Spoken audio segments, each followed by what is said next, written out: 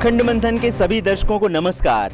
मैं हूं शेखर त्रिपाठी और आप देख रहे हैं ब्रेकिंग पॉइंट। और आज ब्रेकिंग पॉइंट में हम खुलासा करेंगे यूपी चुनाव में मिलने वाली सीटों का।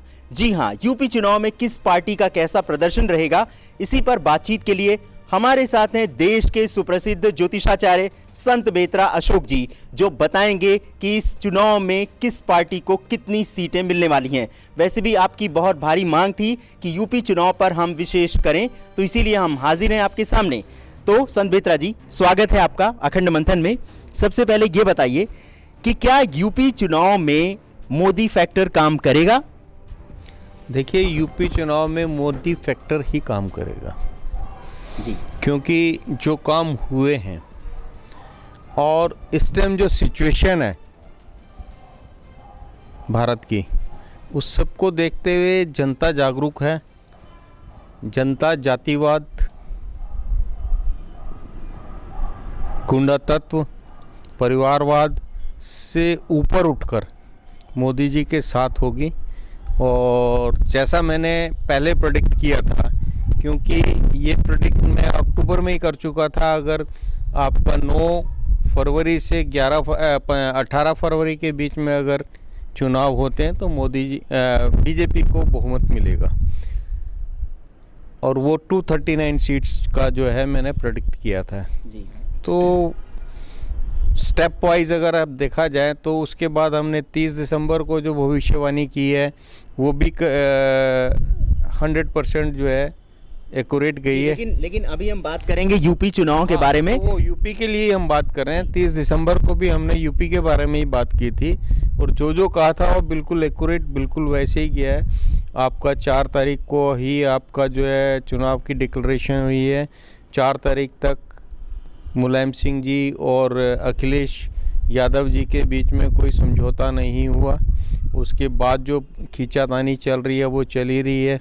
और मेन फैक्टर जो है इस टाइम जो यूपी में जो कंफ्यूज्ड होगा वो होगा मुस्लिम मतदाता। संत बेतरा जी, अभी मैं रोकना चाहूँगा आपको। संत बेतरा जी, सबसे पहले ये बताइए कि इस जो चुनाव है यूपी विधानसभा का, उसमें साफ साफ बताइए कि बीजेपी को कितनी सीट मिलने वाली है। सबसे पहला सवाल।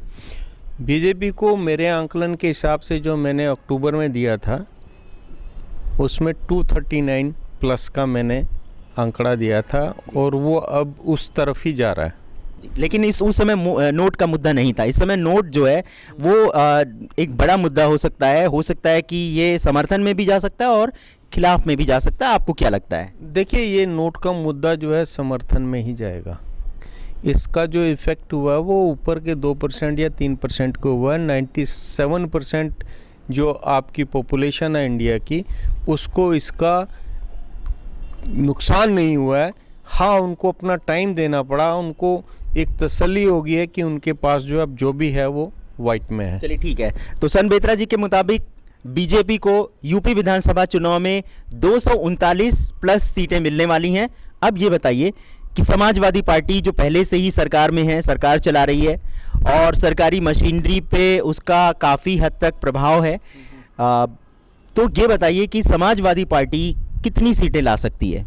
देखिए, 30 दिसंबर के बाद की जो सिचुएशन बनती है उससे पहले तो बहुत कुछ था, लेकिन 30 दिसंबर के बाद में अगर आप देखें तो जनता पब्लिक तो सब जानती है।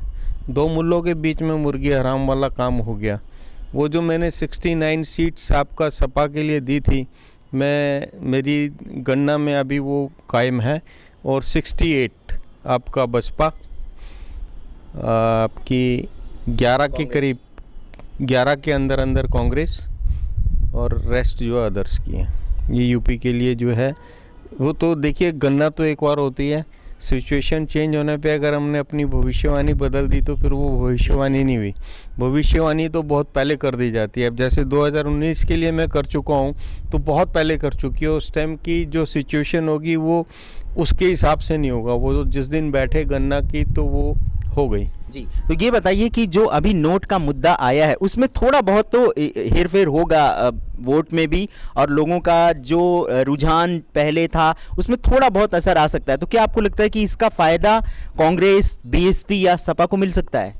देखिए, ये अब जो वोटर जो है टोटली अंडर करंट है। हम कुछ भी अनुमान नहीं लगा सकते कि क्या होगा। और बाकी चीज़ों को अगर देखें, अगर कंपैरिजन करते हैं आप, तो कांग्रेस की बुरी हालत है, उनके पास नेतृत्व ही नहीं है, किसके पीछे खड़े हों जाकर। बुद्धिजीवी जो आपका नेता है वो किसके पीछे जाके खड़ो हो, इसीलिए कांग्रेस छोड़ छोड़ के लोग भाग रहे हैं। रही बात सपा की, सपा में भी वही आपका जो है परिवारवाद के कारण परेशानियां आ गई। बसपा का कुछ नज़र ही नहीं आ रहा है, वो कहीं कुछ आपको अगर ये बताइए, जो मुस्लिम मतदाता है वो इस बार किसकी तरफ जा सकता है आपके अनुसार? देखिए, मुस्लिम मतदाता इस बार 3 जगह बटेगा।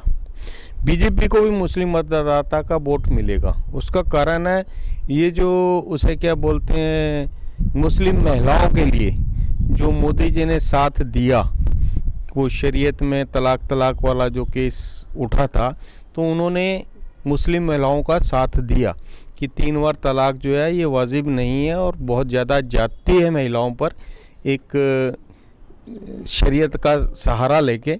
तो उसमें मोदी जी का साथ जो है वो तो कटेगा। वहाँ से मुस्लिम वोट जो है, महिलाएं जो मुस्लिम महिलाओं का वोट जो है मोदी जी को कंफर्म पड़ेगा, जो बुद्धिजीवी हैं, पढ़ी लिखी हैं, और जो अनपढ़ हैं, क्योंकि मैक्सिमम जो है अनपढ़ हैं।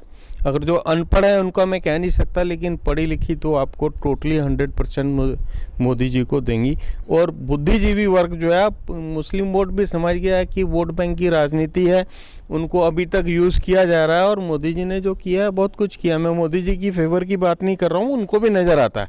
आप देखेंगे तो मुस्लिम जो है काफ़ी साथ हो गया है बीजेपी के। और क्या जो सपा का जो पहले मुस्लिम जो वोट था वो बहुत बड़ा आधार रहता था, तो सपा के इस वोट के आधार में कहीं कोई फ़र्क पड़ेगा आपको? देखिए, उसका बहुत बड़ा फ़र्क पड़ेगा।